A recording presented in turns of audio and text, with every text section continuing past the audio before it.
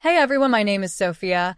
I am 24 years old and I am from Mexico. But 6 months ago, I could not hold a single real conversation in English, not even ordering food, without freezing up. I was completely lost today. I want to tell you how I learned English in just 6 months, without any expensive classes, without moving to another country, and without wasting hours on apps that never actually worked. But this is not just my story. This is your story, too. If you have ever felt embarrassed, frozen, or invisible because of your English, keep watching because I was exactly where you are, and I promise if you follow my full journey step by step, you will know exactly how to fix this. So let's go back to the beginning because my journey did not start with motivation. It started with the most humiliating moment of my life. The moment that changed everything. I always dreamed of working for an international airline as a customer service coordinator. I loved the idea of helping people from every country. I studied tourism for 3 years. I knew the systems.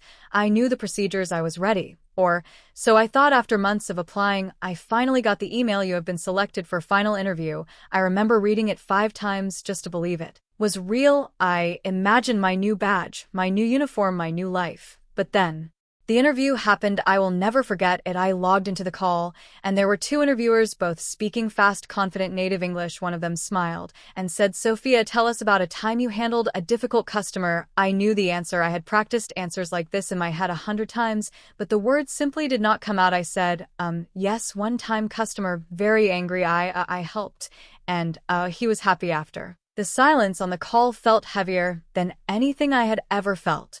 They asked a follow-up question, and I understood maybe half of it. I answered something that didn't even match the question. At the end, one of them said, "Thank you, Sophia, we'll be in touch." I already knew what that meant. I did not get the job, not because I didn't know the job, not because I wasn't capable, but because in that room my English could not keep up with my knowledge. That night I sat on my bedroom floor, and I finally admitted something to myself. I had been avoiding English for years, telling myself I'll learn it eventually, and eventually had just arrived.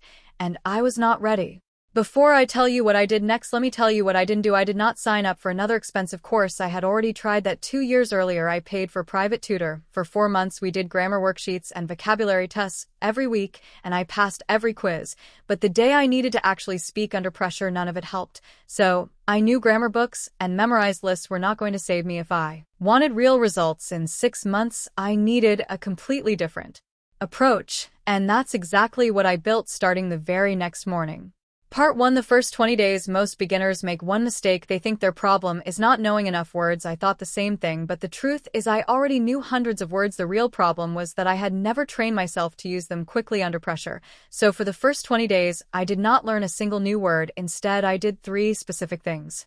1. I built what I called my emergency sentence bank. I sat down and wrote 60 sentences I would actually need in real conversations. Things like, "I'm sorry, could you repeat that?" I understand most of it, but not everything. Let me explain that differently. Every single morning, I read these sentences out loud, slowly. At first, then faster. By day 6, they came out of my mouth without me even thinking about the grammar.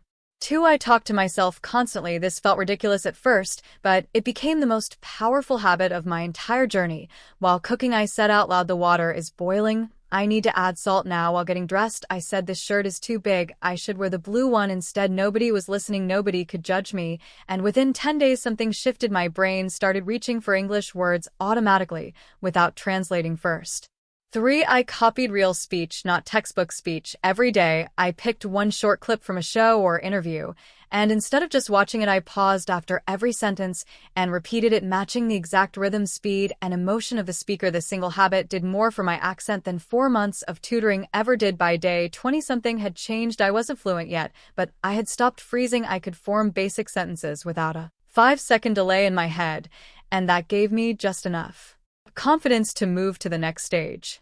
Part 2: Building real speed. After those first 20 days, I could speak, but slowly, too slowly for a real conversation. I needed my brain to produce English faster. So I built a method I now call the chain response drill. Here's exactly how it works. I ask myself a simple question. I answer it immediately, without overthinking. Then I answer it again, adding one more detail each time. For example, question, "What did you do this morning?" First answer, "I woke up early." Then I woke up early and made coffee. Then I woke up early, made coffee, and read the news. Then I woke up early, made coffee, read the news.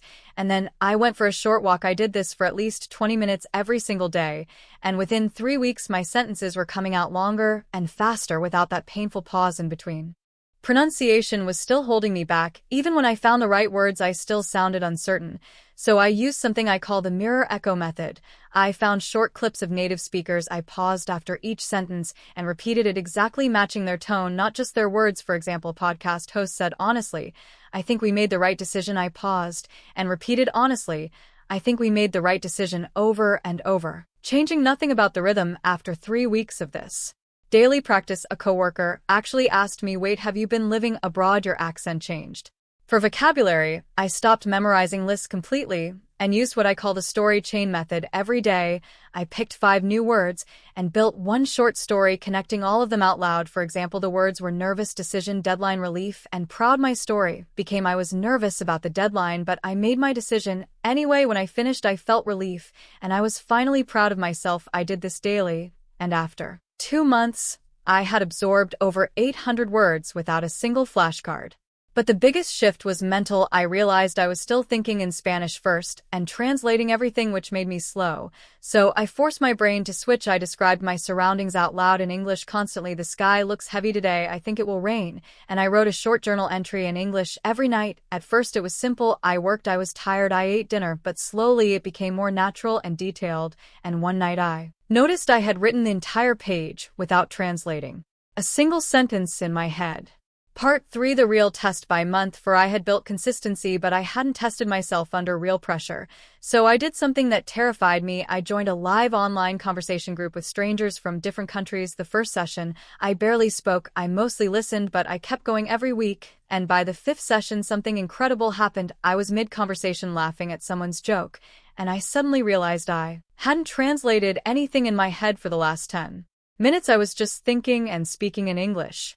I also learned that grammar mistakes are not the enemy. Silence is. I used to say things like "he don't know" instead of "he doesn't know," but instead of hiding from mistakes, I let people correct me, and I noted every correction in a small notebook. That notebook became more valuable than any grammar book I had ever owned. By month 5, I felt something I hadn't felt in years: actual calm. When I imagined speaking English, not panic. To test this, I applied for the same airline position again. This time, I wasn't the same Sophia who had frozen months earlier. I walked into that interview, and when they asked me to describe a difficult situation I had handled, I didn't hesitate. I answered clearly with real details. I even added a small joke at the end, and the interviewer actually laughed. I could see it in their eyes this time. They weren't just listening to my answer, they were listening to my confidence. 5 days later, I got the call: "Sophia, we would like to offer you the position." I stood in my kitchen holding my phone, and I started crying, the good kind of crying. I called my mother immediately. "Mom, I got it." She went quiet for a second, and then she said, "I always knew this day would come."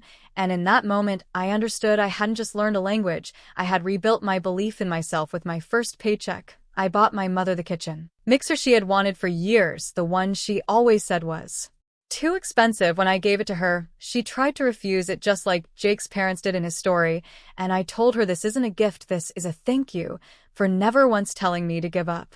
So here are the real lessons from my 6 months. If your English still feels stuck when your mindset decides your ceiling, I stopped saying "I'm bad at English" and started saying "I'm improving every single day." That one sentence change rewired how I approached every mistake. To surround yourself with English completely, I changed my phone language. I only watched English content.